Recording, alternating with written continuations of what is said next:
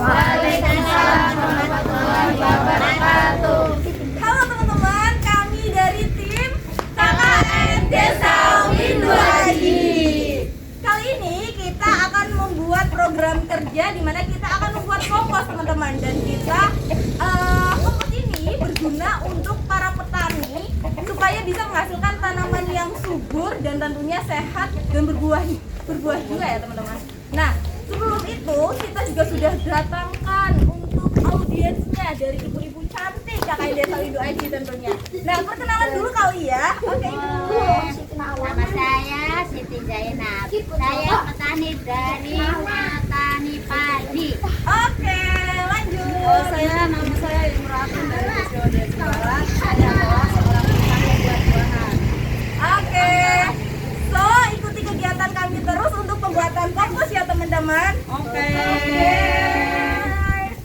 Oke ya teman-teman, kita sudah bersama para petani yang ada di Desa Windu Aji. Dan pertama-tama kita sebelum membuat kompos, kita akan memperkenalkan terlebih dahulu bahan-bahannya apa aja sih yang perlu dibutuhkan. Oke, yang pertama boleh lihat ke bawah kamera. Kita di sini membutuhkan jerami. Nah, jerami ini teman-teman bisa dapat di sisa-sisa para petani ketika sedang memanen padi. Nah, ini biasanya nggak kepake ya teman-teman. Ini bisa kita ambil untuk kompos, pembuatan kompos.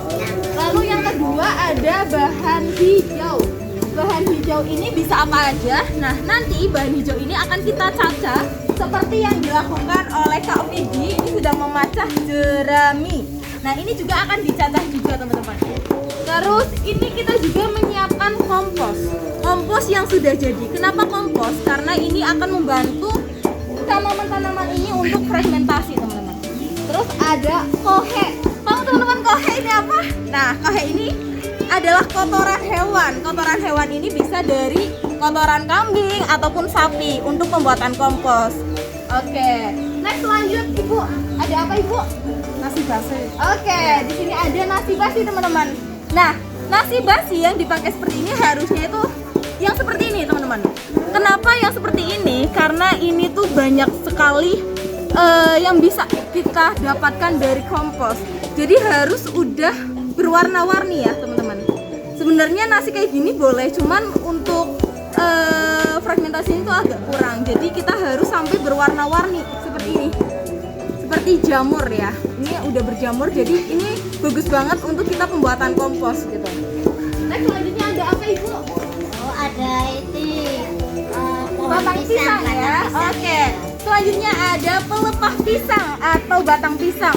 Nah, batang pisang ini juga bagus banget karena batang pisang ini banyak mengandung 80% air. Dimana 80% air ini bisa digunakan supaya komposnya tentunya lebih hijau nanti untuk daunnya ataupun nanti untuk buahnya. Nah, selain itu kita juga harus menyiapkan ini adalah tanah. Tanah ini berasal dari tanah pekarangan teman-teman. Nah, tanah pekarangan maksudnya apa sih? Tanah hasil tanam yang sudah dipakai untuk tanaman. Karena ini berguna banget untuk kita pembuatan kompos. Karena pembuatan kompos ini bukan hanya 1 minggu, melainkan 1 bulan kita harus diamkan supaya menghasilkan kompos yang bagus tentunya, dan tentunya akan menghasilkan buah yang bagus juga.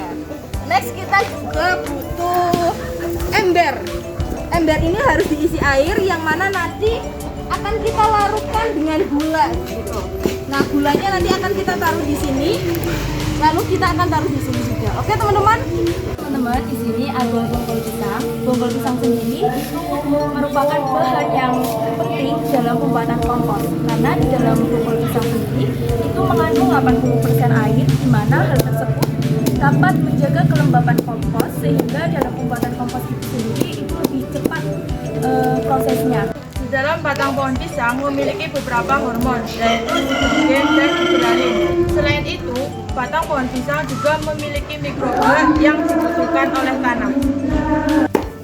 Tambahkan juga misalnya menambah sitokin dalam tubuh kita sehingga apabila kita sebagai topping atau susulan ini bisa menunjukkan kesehatan. Jadi salah satu fungsi pupuk kompos itu banyak ya Bu. Jadi kita bisa menggunakan kompos itu sebagai agar tumbuhan itu menjadi lebih hijau, lebih bisa membuahkan lebih bagus buahnya. Nah, jadi teman-teman, untuk batang pisang sendiri dia mengandung banyak fosfat dan natrium yang tinggi. Sedangkan untuk jerami, kita menggunakan jerami untuk memperoleh kaliumnya yang juga tinggi dan bagus untuk pertumbuhan tanaman. Oke teman-teman, kita sudah mengajarkan bagaimana kenapa ini harus dicacah. Nah, supaya fragmentasinya lebih gampang teman-teman. Karena fragmentasi ketika kita cacah itu lebih akan jadi mengurai. Oleh karena itu lebih baik dicacah. Melainkan kalau teman-teman mau langsung saja tidak dicacah itu pun tidak apa-apa teman-teman. Karena tidak mengganggu juga gitu. Nah, tadi kan ini sudah daun hijau ya Bu, kita cacah. Nah, selanjutnya kita juga cacah dari ini jerami namanya. Ini adalah proses di mana ibu-ibu berpraktek secara langsung untuk pembuatan komposnya gitu. Nah, oke. Nah, ini tadi kan sudah dicacah ya dari bahan hijau yang buat topping saja. Sebenarnya bahan hijau ini buat topping saja teman-teman. Karena dari jerami dan juga bahan hijau ini tentunya mengandung kalium tinggi gitu. Supaya tumbuhannya juga ikut subur. Karena itu kita butuh tanaman hijau ini gitu.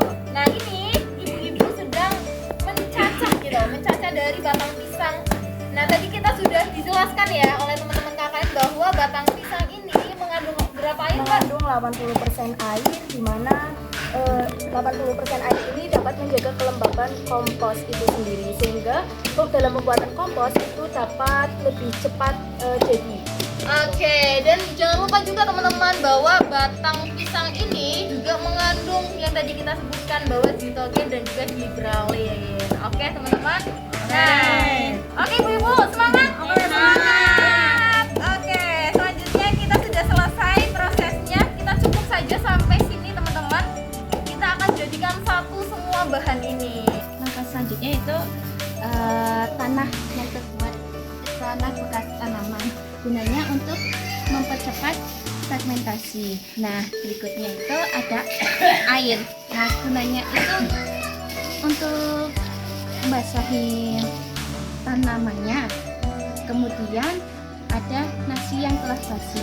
Nah, teman-teman habisnya itu kalau nasi basi itu yang udah ada jamurnya. Oke teman-teman, di sini ada 1 sendok gula pasir untuk starter bagi mikroba dalam nasi supaya berkembang lebih maksimal. Lalu dimasukkan ke wadah yang lebih kecil untuk diaduk. Oke, sekarang kita masukkan ya Mas Fikri. Pasirnya kita masukkan ke dalam ember. Ya, teman-teman. Ibu boleh Cara masukkannya jongkok gini dulu. ya, teman-teman. Nah, ini cara Biar memasukkannya. rata. Iya, oke. Kita ratain pakai air.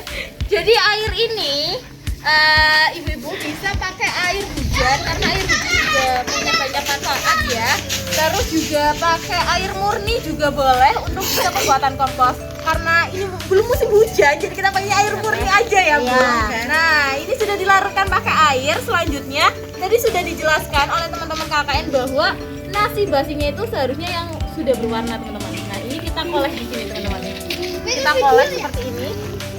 Nah, ini akan menghasilkan sebuah mikroba. Nah, mikroba ini yang akan penting dalam pembuatan kompos. Kita daur ulang nasi basinya.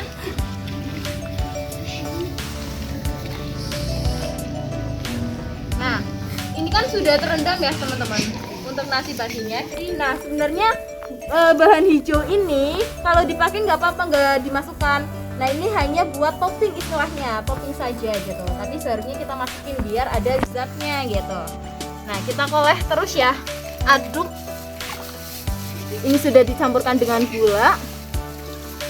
Kalau sudah, ibu-ibu bisa memasukkan yang dicacah. Ini. Ya, yang dicacah ini boleh dimasukkan di sini.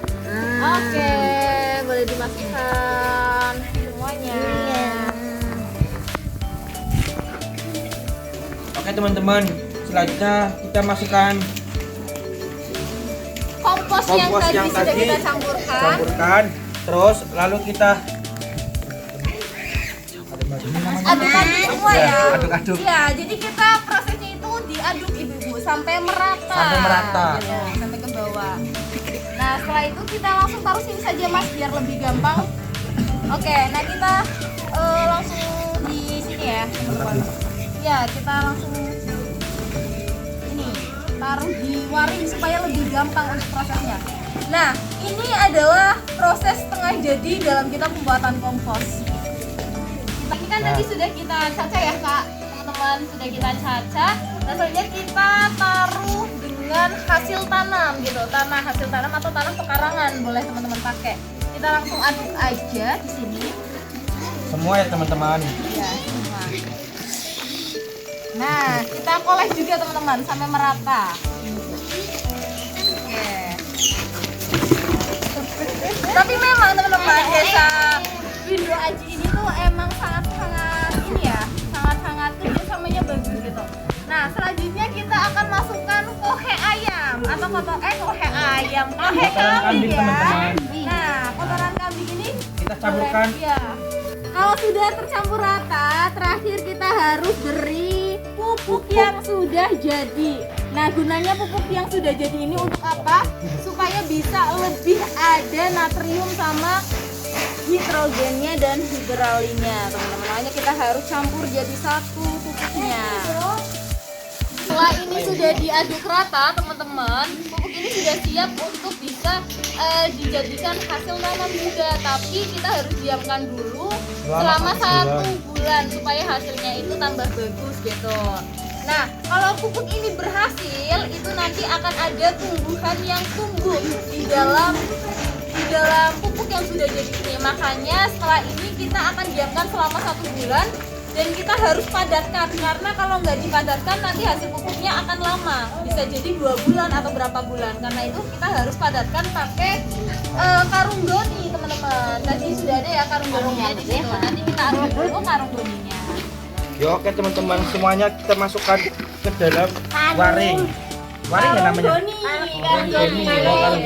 Ini namanya karung. Iya, kalau di Windu Aji namanya karung, bisa karung doni, bisa bisa semuanya lah intinya. Teman-teman bisa pakai trash bag juga boleh. Nah, kalau pakai karung boleh. Isinya kita pakai.